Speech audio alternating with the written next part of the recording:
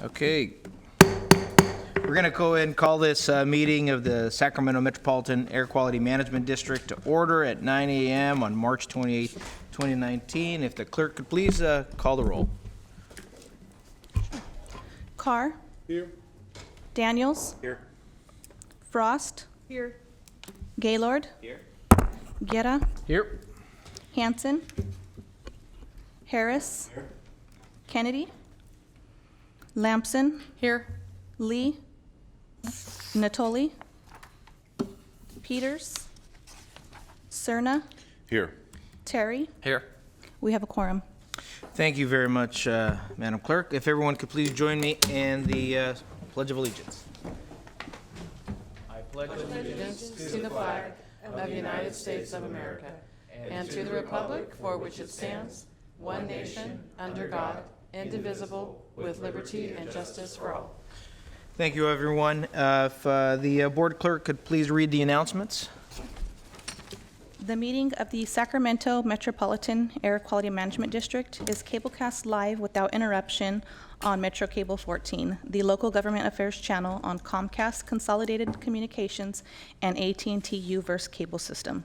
This meeting is being closed captioned and we webcast at www.sacmetrocable.tv.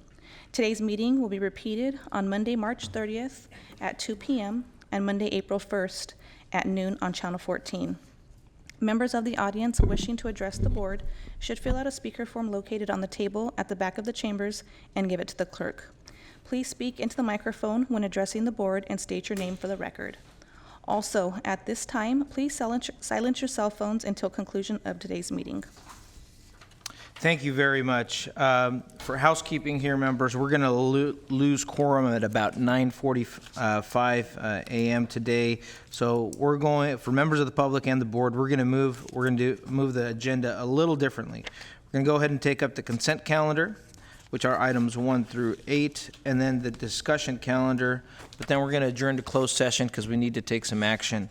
We'll come back after that for our air pollution control officer's report at that point, and then we'll continue the meeting with those who we have in attendance.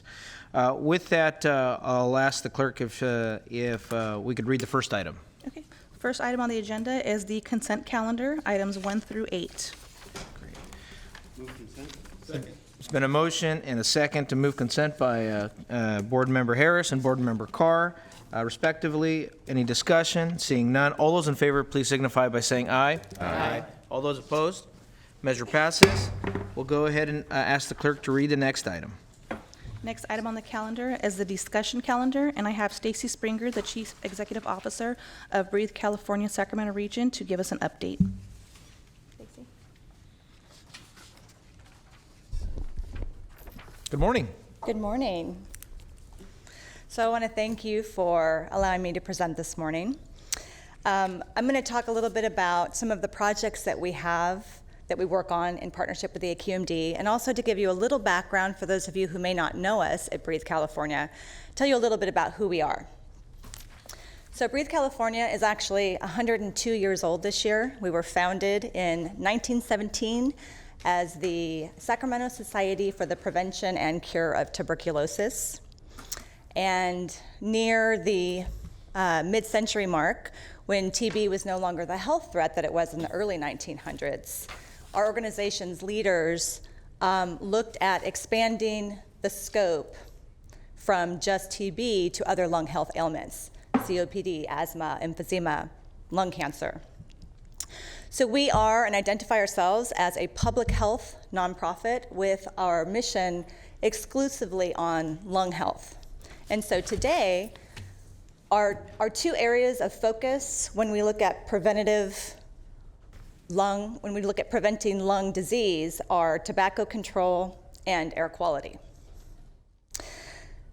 We are backed by a staff of 13 and growing. We have 60 plus regular student interns and volunteers who are with us weekly, in addition to 19 board members who are also community leaders, and another 500 plus volunteers and donors who share our mission goals of clean air and healthy lungs. We also As Breathe California, have a statewide presence in both LA and the Bay Areas. And although we are statewide, we all maintain a local focus so that all of our fundraising and all of our efforts are kept in our local communities. So our history with the Air District actually predates the Air District. In fact, our organization led we were the champions behind forming an independent Air District here in Sacramento. And arrived the SMA QMD. And since that time, our organization has shared partnership, and we've worked on hundreds of projects and programs, including school programs, advocacy work, collaboratives, including the Cleaner Air Partnership, which we initiated years ago with the Sacramento Metro Chamber of Commerce, and extensive outreach and education programs. Also, as all of you know, our region has shared in a lot of great successes and accomplishments over that time, including, and I think most of us remember, the 1980s and what the air looked like. So the phasing out of rice straw burning has been a huge success for air quality. Other great successes requiring catalytic converters on light-duty vehicles, getting transit to the region. All of these things have really helped move the needle in the right direction. And although those are great accomplishments and everybody should be proud of the efforts taken, I think we can also agree there's a lot more left to do if we're going to meet our air quality standards. There are a few facts that our organization, it kind of fuels what we do, and I want to share some of these facts with you, and I think most of you might already know this, but I'll reiterate them anyway. Asthma is a leading chronic illness among children and adolescents in the entire United States. It's also the leading cause of school absenteeism.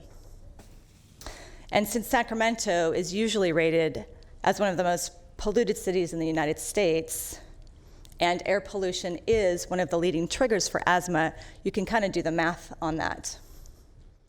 Ozone is a corrosive gas. It actually burns the inner linings of the lungs, and this causes a plethora of different health issues, anything from basic wheezing to lung failure.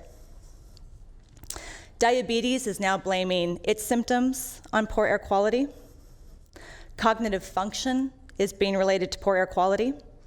And just this week, CNN Health ran a story about the connection possibility between poor air quality and teen psychosis. And although I have not read the science behind it, I'm going to imagine what they're alluding to there is the fact that what we breathe is affecting the brain. So there's no doubt about it in our minds that this is a true public health crisis with huge economic implications. Part of what we have ahead of us, too, is that in terms of improving air quality, some of the lower hanging fruit has already been plucked. And so now we're left with meeting these standards and transitioning to a different mode of thinking. And I think most people in this room do not represent the majority. We here are educated to the point of knowing what we can do about it. We care enough to do about it. We've been enlightened, and we're willing to make behavior changes to make that happen. But that does not represent a lot of the folks that are out there. In the communities that we work in and with, and both in tobacco and air quality, a lot of the folks are disadvantaged and low-income communities. Their focus is not on air quality. They haven't been enlightened onto how that affects their health. The bridge that we need to kind of cross with these folks is getting them to understand how this impacts them, and then giving them the tools to do something about it when their willingness is high and they are taking responsibility for the problem. So what I'd like to do is share with you some of the things that we work on to, and again, about 80% of what we do is in the disadvantaged low-income communities, although not all of the projects that I'll list are. So I'm going to start off with the community car share program, which is something that we piloted with the Air District. And this is, the goal of the community car share program is to increase access to zero emissions vehicles by enhancing clean mobility options to underserved communities. So what we've done is we've gone into some of the lower income communities. We have 15 cars placed at 7 different sites throughout the community. And these folks, and they're all clean mobility options, of course. And folks it's a membership-based program, so folks can sign up, and then they have access to these vehicles.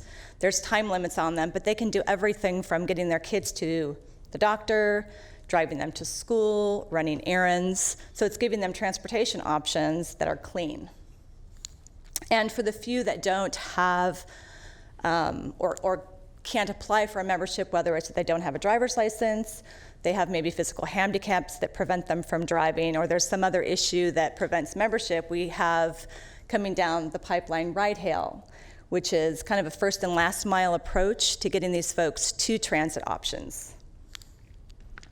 We also do our ride and drives, which is encouraging and actually an education program that gets the EV concepts and principles and incentive programs out there to not just disadvantaged communities, but to a wide variety of folks. So these ride and drives will take place in school districts.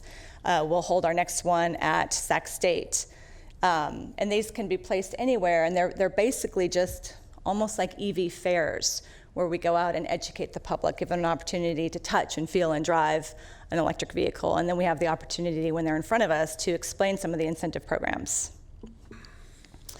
Also, Clean Cars for All, and I think this has had different names over the last few years. Cash for Clunkers, I think, was one of them. Essentially, there are a lot of different incentives to get people to convert to clean mobility, or EVs. But those incentives aren't necessarily getting to the people that can best utilize them. So part of the problem is to get out and kind of disseminate what these are to the right people. One of the main hurdles, too, that we have found is that in the dealership, if the folks are interested in getting to the point of purchasing an EV, there are a lot of dealerships that aren't grooved into what those incentives are, so don't know to share them, or the salespeople aren't educated enough on the technology of EV to want to sell them in the first place. So there are a few hurdles there too to cross, and we're excited to be a part of remedying that here in SAC. And finally, I want to highlight a new project that Dr. Ayala and I have been talking about since November, when this area was hit very hard, reeling effects actually from the Camp Fire. We know that during the most intense week with the air quality numbers off the charts, there were many problems posed that prior to that had not necessarily needed to be addressed. One example, and the one we'll be working on, is the school closure issue. Do we close the schools? Don't we close the schools? And closing the schools, are we asking the students to walk home? What happens when the parents can't take off work to go pick up the kids? What about the kids that depend on meal service at the schools? There were all of these different implications of closing schools that hadn't been prior to vetted. So at this point in time, I know the necessary organizations are working on putting that protocol in place. In the meantime, there will be some critical pieces of information that Breathe California can help with. Mostly, or one of the issues that would come up is the air quality at the school or in the multipurpose room or wherever you're going to send the kids, is it safe? And are you asking students, if you're not going to close the schools, are you asking students to stay indoors to prevent outdoor exposure when, in fact, the indoor air quality isn't safe? And so part of this pilot project with the AQMD is going to take 5 schools within the county, schools are to be determined, and run these assessments. What is the air quality in some of these spaces? Granted, a lot of these schools some of them are newer, some of them are older. We'll have a lot of different data that we'll be looking at. And then what does it mean to create a safe space in these schools? What does that retrofit look like? What kinds of protocols do the schools have in place? What needs to happen should we come across another event like this, another catastrophic event? So it's another project that we're working out the fine-tuned details on. Very excited to be working on this. Breathe California it's been a few years since we worked on indoor air quality, so for us this is something we're very pleased with. And since we already have inroads with the schools, between our tobacco control programs and our air quality work, We are represented in almost every school district here in Sacramento. So I would just like to end today, barring any questions, with thanking the board and the AQMD. We have been very proud over the years to work on the projects that we work on with you. And for us, if the AQMD meets its air quality standards, then we as an organization have delivered an effective blow to one of the leading causes of poor lung health, right, which is air pollution or poor air quality. And in nonprofit ease, you know, we joke around and say, we'll know we're very, very successful when we put ourselves out of business. So thank you for your time. Thank you, Stacy. I appreciate your work, and congratulations on your 3-month new post as CEO for Breathe California. We've got a couple members here signed up to speak real quick, so you're not off the hot seat just yet. I'll go ahead and start off with Board Member Harris and then Vice Chair Frost here. Thank you, Chair. Stacy, it's great to see you. It's been a little over a year, I guess. Anyway, you know, Breathe California was the progenitor to the Air District, and you know that's a very, very important fact. What your organization did was raise the awareness of the ills of poor air quality. I grew up in LA in the 60s, the time of horrendous smog alerts when children were sent home regularly from school because it was difficult to breathe. I mean, I have very vivid memories of days where it was just you couldn't be anywhere and feel okay. Your allusion to teen psychosis is, of course, of great interest to me. I thought the kids in my class acted funny because of other things they were breathing, but it was the 60s, right? I did tell you I didn't read the science on that yet. Anyway, the work you do is really important, and I wanted to thank you for the car share program at River Gardens in my district. All of these things are very important. I've been driving all electric now in my 6th year, and it's definitely the way to go. Electric propulsion has to be the wave of the future if we want to breathe air. See, I also wanted to say that I'm going to put in a plug for the Breathe Bike Trek. So it's coming up in September. It's something that I've participated in a couple of times. It's an incredible amount of fun. And, riding your bike to help educate people about air quality is a really good thing to do. So I would encourage all my colleagues to sign up immediately for the bike trek. It's 3 days up in Petaluma, camp at the KOA, and take amazing bike rides through the countryside. And it's a way to talk about air quality and create a lot of camaraderie and just share, all of the education about the things that you do. So thanks very much for the trek, and I look forward to being there this year. Thank you. And if you're marking your calendars now, it's September 6th through 8th. September 6th through 8th. I've got Board Member Frost here, Vice Chair Frost. Hi, Stacy. Thank you. Hi, Stacy. Hi.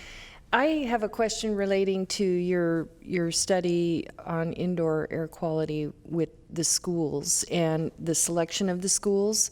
And I wonder if there's a certain criteria that you're using. I know there are some areas where air quality isn't as good just by virtue of the geographic location under a freeway. There's also some of our schools in my district, there are 3 schools close together, so that creates sort of a traffic jam at certain hours of the day, which could, in theory, impact air quality. I'm not sure if that accrues to indoor air quality.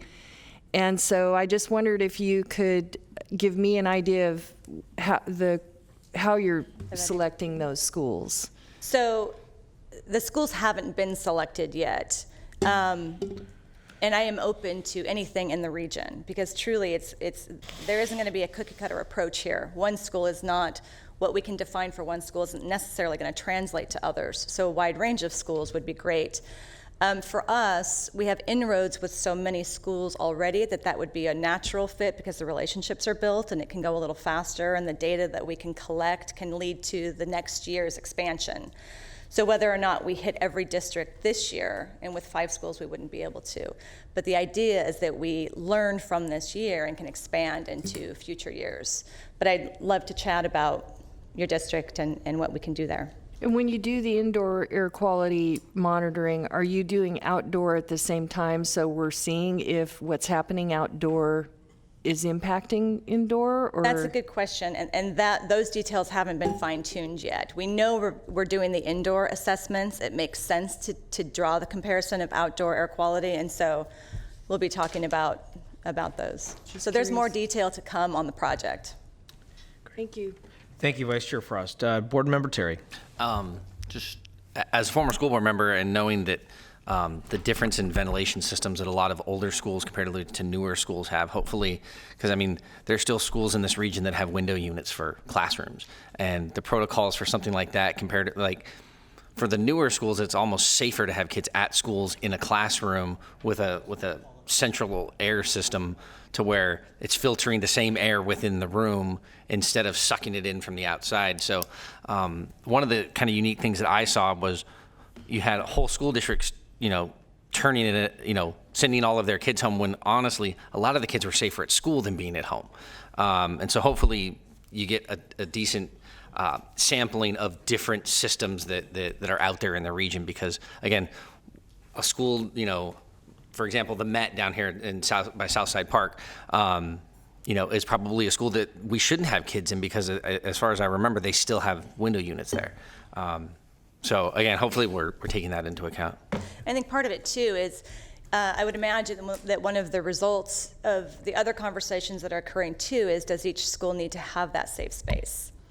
And then what does what you're talking about look like for each school? Great. I'll add a couple things. As Stacy said, Ms. Springer, the study design is still work in progress. We haven't finalized. And what we're trying to do is really not interject ourselves and tell schools what to do, but rather recognize the fact that there is information out there that they are getting themselves, right? They are buying monitors, and they are putting them inside and outside, and they are looking at numbers, and that is where people like Breathe and us come in, because then they're calling us and saying, what does this mean?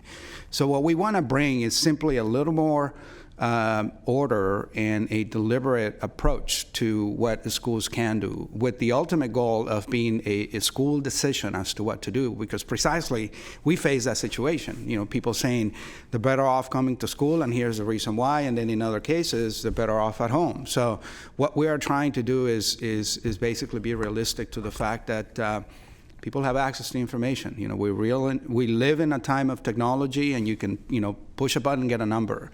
And what we're trying to do is really empower the schools with information that is relevant, that is actually grounded on not only what it means. We can measure air pollution levels, but people like Breathe California can come in and tell the schools what it means for the kids. Yeah, and another great partner that you might want to look at is Child Action, and talking with daycare providers throughout the region.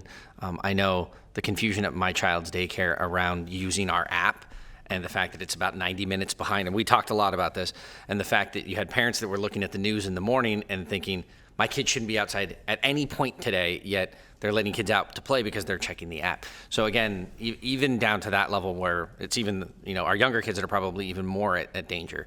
But we have a really large, great partner in Child Action in Sacramento. I got an item in the APCO report that relates to new legislation, AB 661, that is really the backdrop for this. What Breathe is doing for us is one element of a broader strategy, so we'll talk a little bit about it. Great, thank you very much. And speaking about this coordination, about how we get that information, I do want to recognize Board Member Hansen's work on that, and he's punched up to speak as well. So, Board Member Hansen.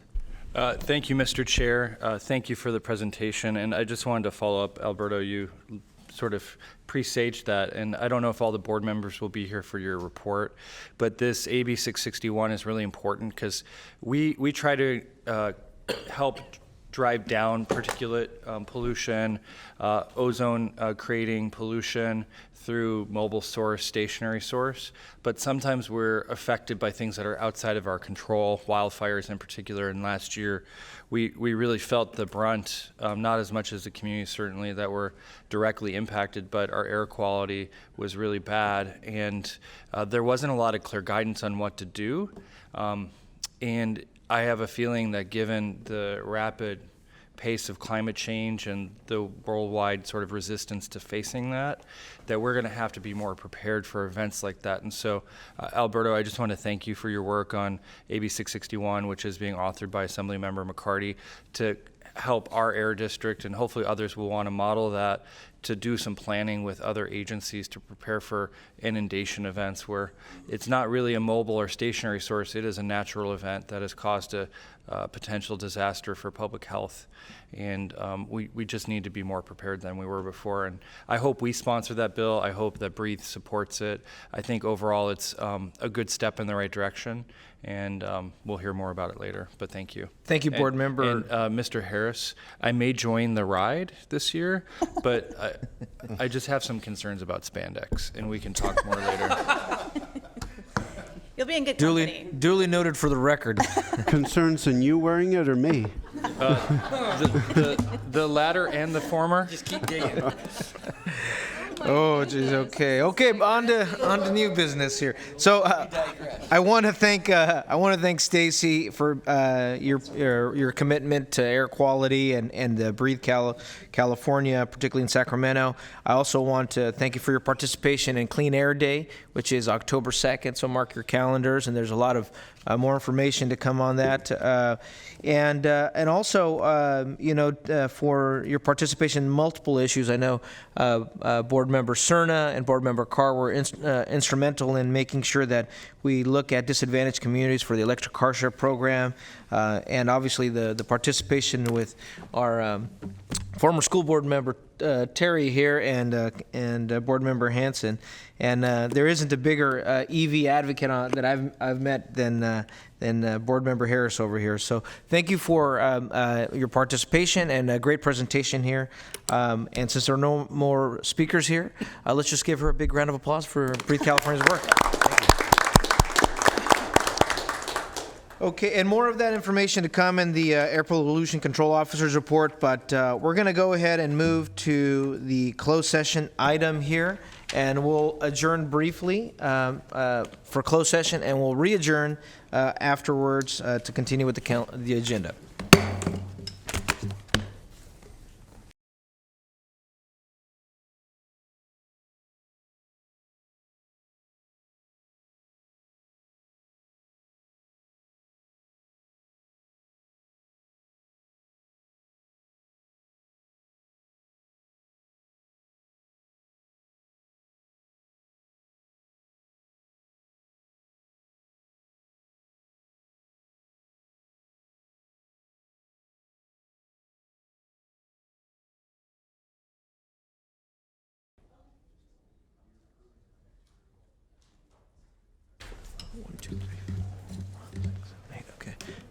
Okay, we're going to call a reconvene at 9:41 here in open session. I don't think we need a roll call, do we? No. Okay, good. And our next item on the, if the clerk could please read the next item, actually. Oh, my apologies. Could we get please report out from closed session? The board approved settlement parameters in 2 cases. Thank you very much, Kathy. Appreciate that. Okay, now I'll ask the clerk if they could read the next item. Mike.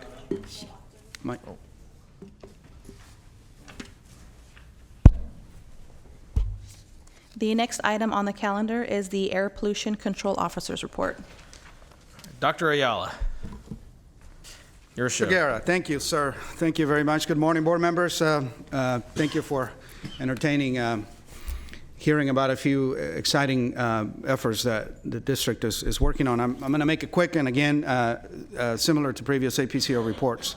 These are informational items intended to keep you up to date and current on some of the things that we're working on.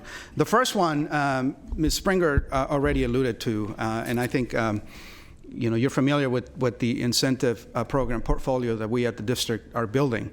The first thing I'll say is thank you, because you can see that this is quite a bit of a significant amount of funding that we are planning to put to work to get some very good and needed emission reductions in the next fiscal year, thanks to our efforts pretty much on all fronts. You can see that we have a very nice collection of incentive programs, different programs. I will not go into the details unless you require information, but basically the bottom line is we are very much looking forward to putting into our portfolio programs next year on the order of about $40 million. And again, these are going to be monies that are going to be coming to businesses that want to participate and help us get emission reductions.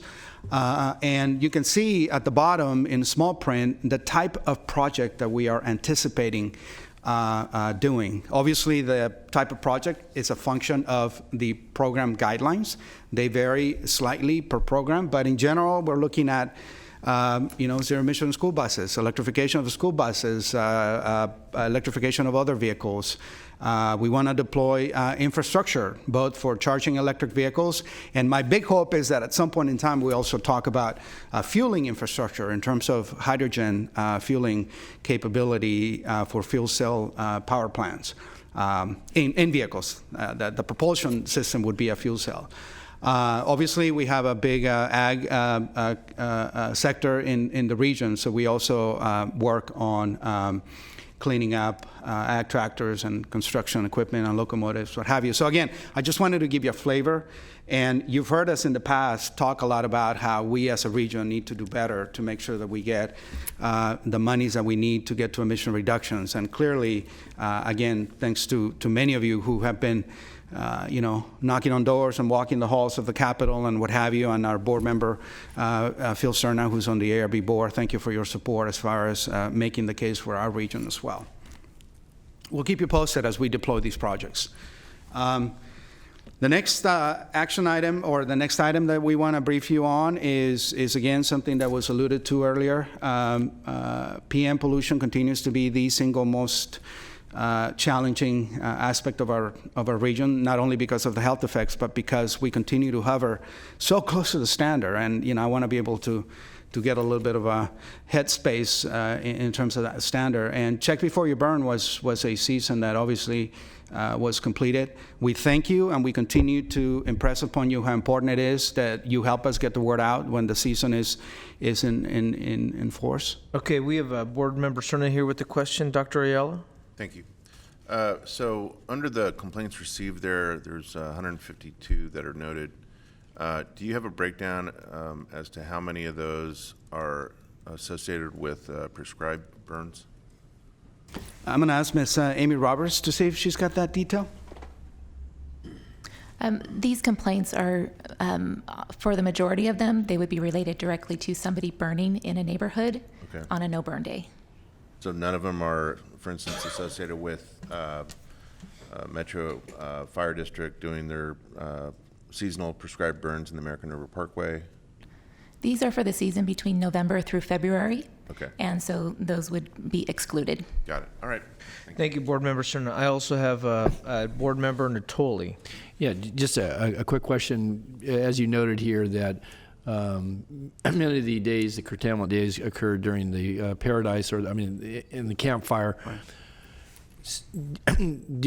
If we had exceedances in those days under the rules we operate under, we've documented that, again, it wasn't due to folks burning in their fireplaces, because I know we've had these events and we've seen more catastrophic events, and again, it was tremendously terrible for folks in those areas. But how does that work, Alberto, just very briefly, or Amy? Yeah, so I think what you're getting at is the fires, as bad as they are, and we set record pollution, but the federal process has a mechanism so that they don't count against us. Okay. I think that's what you're getting at. Yeah. There's a process, we have to document it, we work with other districts, what have you, we work with the state on this, but essentially there is recognition that there are some things that we just don't have control over. That aren't in our control, that they're tremendously tragic, exactly. And we had that a few summers ago, I know, and those June fires.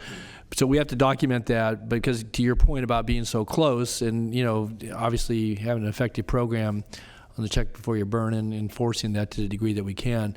I just want to be sure we don't get dinged and then we show exceedances and somehow we're out of compliance. Correct. Because we didn't have any control over it at all. Neither did anybody else, and we've been fortunate it hadn't happened to begin with. But. Correct. There is a very sensible approach in terms of there is recognition that we do have control over some sources, others don't, and there is a process for us to follow. All right, thanks, Mr. Chair. Thank you, Board Member Natoli. Okay. The next one is an exciting item, also an FYI. As we speak, there is a delegation from the Sacramento region led by Mayor Steinberg, who is in China at the moment. There's 25 leaders from our region on a trade mission there. The reason I want to point this out for you is because we have representation in that 25-member delegation. Mr. Jaime Lemos, who's our acting director for our transportation group, is actually on the ground there with the mayor. And why are we participating? What's in it for an air district? One of the topics that the mayor wants to discuss with our Chinese counterparts is smart mobility. So that has to do, again, with zero-emission vehicles, with autonomous vehicles, connected vehicles that are coming.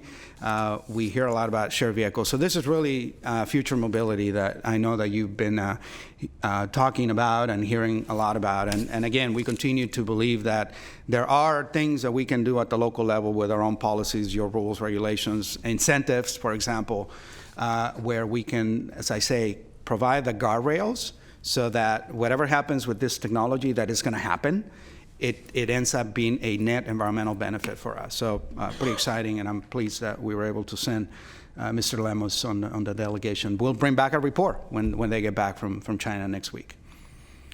And speaking of mobility, just wanted to share with you that as a reminder, I know that some of you are actually on the commission, but there is a very significant effort regionally, from my perspective, the Mayor's Commission on Climate Change. West Sacramento and Sacramento, the commission just met. I unfortunately missed the meeting. I was out of town. Maybe Mr. Hansen, Director Hansen, can provide some perspective on it. But the significance of it is really that it becomes a platform, very useful platform for people like us to bring to the forefront the issues that are going to be important for clean air and low carbon development. I'll stop there. Maybe Director Hansen wants to. Board Member Hansen, any comments? Thank you, Mr. Chair. Dr. Ayala, you missed a great meeting. The technical advisory committees reported out on a bunch of their ideas, but what really impressed people, and the commission has Dr. Nelson on it from Sac State. It has Arlen Orchard, Michael Teal from Rayleigh's. It's really a top-notch group, including yourself, Doctor. But the presentation from Oakland on how they did cost-benefit analysis on recommendations and really engaged the community proactively to lead the process, I think was the most transformational piece of the meeting. Because a lot of the work our technical assistance groups did was without reference to potential cost or benefit for their ideas. And I think the next stage will be to sort of refine that process, but it was really good. Thank you, and again, thank you for your engagement. I mean, the commission, I think about it in terms of it's the great glue that brings a lot of us together. We've been talking about this for a long time, and just to remind you, the target is very clear. We want to get to carbon zero in 2045. So the task for us in the region is, can we actually develop a plan to get there? So we'll keep you posted on this. Another thing, and I'll look to our chair to add his perspective on this, I simply just wanted to highlight this very neat and important event that took place not long ago, and it was really Senator Pan who led the effort. He's got a Million Meal Summer program in the region, and where we come in, again, we want to make sure that we bring, to the extent that we can, these proof of concept solutions that are zero emissions. And specifically, we are working to bring to the school program a zero emission food truck, so that, whether it's a commercial entity or a school, what have you, that you begin to prove that, these technologies can be the solution for many applications, including food trucks. And, the benefit, the credit goes to our staff who, when we get there, I'm confident we're going to get there. It's going to be the very first food truck in the nation and presumably in the world that actually proves a zero-emission vehicle concept. Well, thank you, Dr. Ayala. And this is obviously where there are many kids who go hungry during the summer, and the concept here was about well-being, and obviously kids need to have good, be able to eat and have good meals and health, and Board Member Stern has been working on that. Good water. we're always looking at water quality, but they have to breathe too. So the ensuring that we look at, it's nice to have maybe a taco truck that's electrified, but that's my preference. But but it's the commercial application of a mid-sized commercial vehicle that has a number of pieces of equipment in there, and I think that application is showing that you can have a piece of equipment that can be electrified and is meeting our goals is the big piece, while also doing the outreach with young folks to making sure that we're providing meals for them. And again, I need to recognize this is cap and trade at work, right? These are what the investments that the state is generating at the local level. It's allowing us to experiment. It's allowing us to look for solutions that without the funding, we just couldn't. So that is really why it's important for us, to my previous point, to try to be progressive and aggressive to try to generate the funding so that we can, begin to test out these solutions for our communities. And speaking of reaching the world, this is, again, just an FYI. I had the fortune of had been invited to do a keynote lecture at an air quality conference in Colombia last week, and that's one of the reasons I missed the Climate Commission. And again, I just want to highlight this for you because the world is watching us. They're very interested in the California experiment. What are we doing to try to be the bright light, if you will, that is going to put us on the path to clean air and sustainability. And for us, I mean, it's great to go and share our experience in terms of what are we doing, how are we making progress in clean air, and also, frankly, to learn. I brought back a lot of ideas that are very relevant of things that we want to try because we haven't, and there are very talented and passionate and very capable people in our counterparts in many other places around the world that have some solutions that will apply to us. And I think it's just fantastic and great that we can continue to foster this international collaboration. So I think, for you, again, we should be proud that, air districts and the state and others get the attention that we do get. And the last thing I'll talk about is, we alluded to already, is AB 661. And again, I do want to thank and recognize Director Hansen for his leadership. I mean, we basically jumped in front of an issue that we know is going to happen again, and the difficulty is we just don't know when it's going to happen. We know it's coming, we know that the next fire is right around the corner, and we just want to prepare. And we have been very pleased with the engagement and the interest, the interaction that Assemblymember McCarty has shown in the topic. He does have a bill currently in the process. Our intent is to make it a regional pilot. We want to try out some of these ideas for better communication, better coordination, some of the technology with the sensors at the schools, at other places. We want to make sure that we can notify employers in the region in terms of the information of, what does it mean when you get X outdoor pollution and Y indoor pollution? What do you do in those cases? So this is really about that, about just getting better coordination and messaging, and becoming clear in terms of when anybody has a question, who do they call?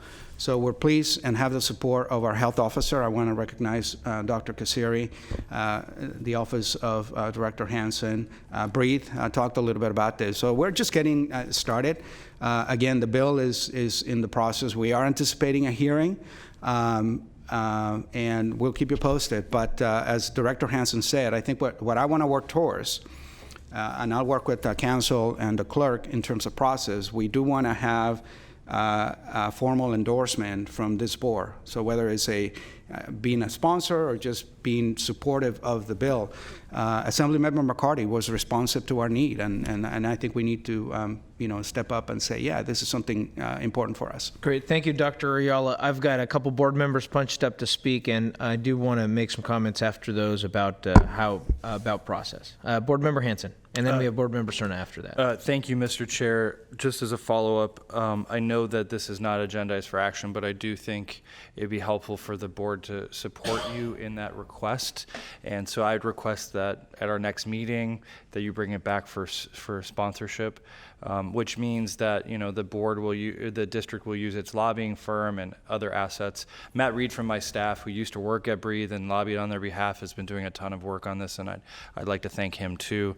This is a work in progress, and I think we don't want to be caught unprepared again, and I think there's a lot of learning that's already happened, but this bill is an opportunity to formalize that, and I think your leadership, Dr. Ayala, the work of Assemblymember McCarty, the work of the county, the work of the rest of the region, SACOG as well, will be critical to making sure that we're ready for when it happens again, because it is going to happen again. Thank you, Board Member Hanson. Board Member Cerna. Thank you. So I think you've answered part of my my question, which was, you know, what is the involvement to date, and what's the expected involvement of not just Sacramento County's public health officer, but you mentioned that this is a regional pilot. So is there already a convening of whether it be the 6 or perhaps a larger group of the public health officers of the surrounding counties? That's the first question. And then has there been any outreach directly to their association and also to CSAC? So we are continuing to, as Director Hanson said, this is work in progress, and now that the bill is out there, CAPCOA and other districts are looking at this. Invariably and ultimately, it's going to be a district decision whether this is ready for them or not. In our mind, we are working on something that can be applicable to our district. And to the extent that there are good lessons that we learn, we're going to share. We are actually, we're not reinventing any of the wheels that are already existing. And we're borrowing a lot from some really good work already from other districts, because we're not the first ones to face this issue. The connection to the health officers is very important, and that's why working closely with Dr. Kasiri has been so helpful for us, because she provides that linkage. And frankly, let's just put it out there. This is not about authority. We're not changing the current structure. What we are changing is closing the gap for some information gathering, for some access, for some of the parameters that have to deal with, at what point the levels get so bad that you need to take action. So all we want to do is bring a little bit of order to that. And because, again, it wasn't fun, and we were trying to do our best, but we know we can do better, and I think that's what this is about. And CSAC, we haven't directly outreached to them, but as part of the process, we're going to be working on all of that. And again, I do want to acknowledge your staff, Director Hanson. Matt has been really great, just kind of getting us organized on this. Thank you very much, Dr. Ayala. And with, I don't want to debate the merits of the bill since it's not an agendized item here, but I do, and it is moving through the process. So one recommendation I'd like to do is, much like our jurisdictions do, in the fall, the staff prepare a more of a platform. As we know, the legislative process can move really quickly, immediately, and both on the budget side and the policy side, bills and laws can change, and also budget numbers can change. So I think what would be helpful is we may have to take an action on this in the next meeting or so, but that we start planning for the next legislative cycle and even preparing for the budget cycle, to have a platform that meets our current principles, so that our staff can engage and our contract folks can engage appropriately as the calendar goes. I very much welcome, and thank you for that opportunity. I'll go one step further and even put out there that perhaps with your direction, maybe what makes sense is to also create a legislative subcommittee of the board, just so that we can get that interaction and direction, because as you've gathered, there are a lot of things that are important out there that we are going to be part of. We're going to be active in the discussion and kind of getting the things that we need for the region. And maybe what does make sense is just a subcommittee of the board that is a legislative subcommittee, so that we can actually proactively plan, not react to what's already on the floor, but actually start thinking, what comes next year. So thank you for that direction. We'll definitely bring it back. Great. Thank you very much. That concludes the APCO report. Thank you. Great, thank you. We are at 10 o'clock, but we still have a public comment, and we have one member of the public signed up to speak. Is that correct? Yes, we do. Okay. I have. Are there any questions of our pollution control officer before we move on to public comment? None? Okay, thank you. One member of the public signed up to speak. So I have Mr. Frederick Gale Jr., who would like to give public comment on an item that is not on the agenda.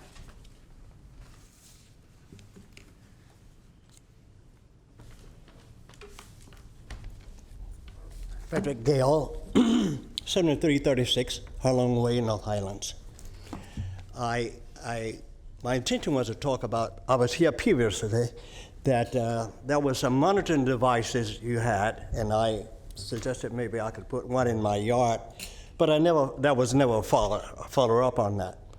But I would like to deviate a bit from the great discussion we've had on the trip to China. My question is, has anybody ever been to China, Hong Kong, or any of the Providence there, and see the pollution tremendous there?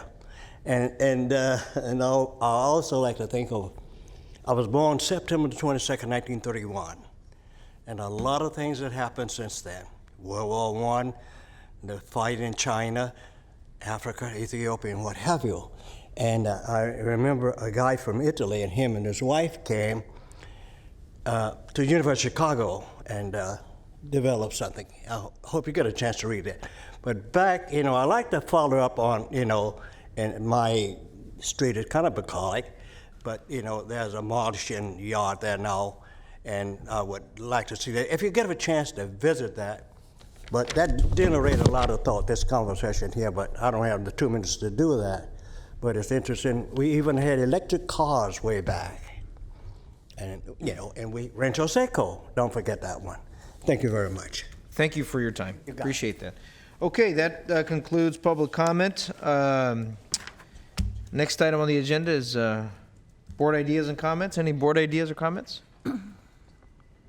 Any announcements from the clerk? No. No announcements. So with that, we're going to adjourn at 10:04 a.m. Thank you, everyone, for your time.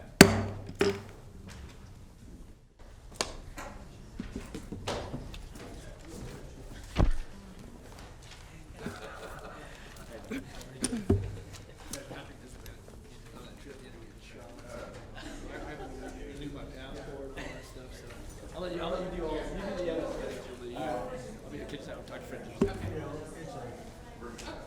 Always remind me so much.